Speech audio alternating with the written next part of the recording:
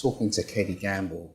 Oh my gosh, that was, wow, I'm talking to Kenny Gamble.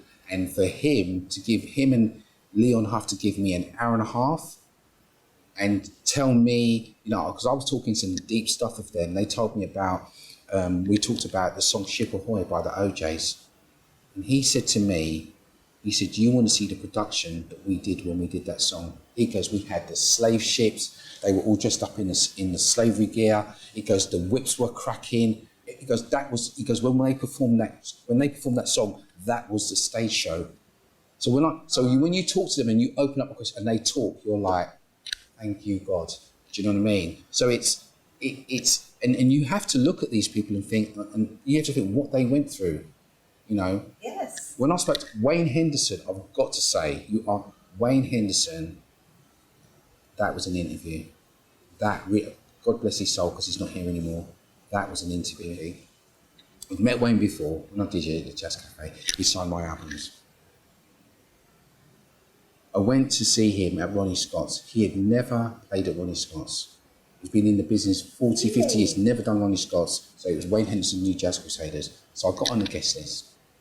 I went to meet him afterwards. I went to interview him. He was too tired.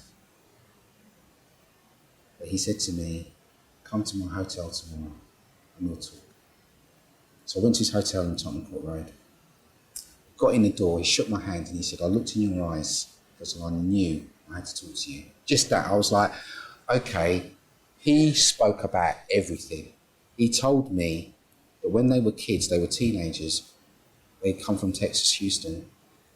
He said they were working, they were doing a chitlin circuit. They went to a bar one time.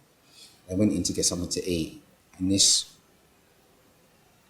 white racist said, got on the phone, went to call the Ku Klux Klan because we're going to lynch these blah, blah, blah, blah, blahs. And this black guy that was working goes, you need to leave. Because you need to leave because she's calling for whatever. So they had to leave. And then they had to go and record and perform the next day. And I'm trying to show people, do you understand that 3 minutes of pleasure that we're listening to on a record? You have no idea what they had to do to go through to make that. And that's the stuff. And then he's telling me about Michael Jackson when he remixed Rebby Jackson's track and the whole Jackson family came over to his house and no one moved until Michael spoke. And all of this stuff and the stuff he did with the Crusaders and the artists that he worked with, setting up at home, how he discovered Pleasure, my favourite band on the planet. It's like, I'm just like, oh, gosh, this is, you just couldn't make this up. Do you know what I mean? And I get people saying, wow, you really dug deep. And I'm like, well, my job is done at the end of the day. Yeah. I know I've been chatting, but I'm very passionate. I think it's fantastic. I can't help it. I love to hear these things because I love music as well. Yeah. But you know what, Fitzroy, it's been an absolute pleasure Thank you. speaking with you. Thank you. And I'm sure people have learned a lot more about you now.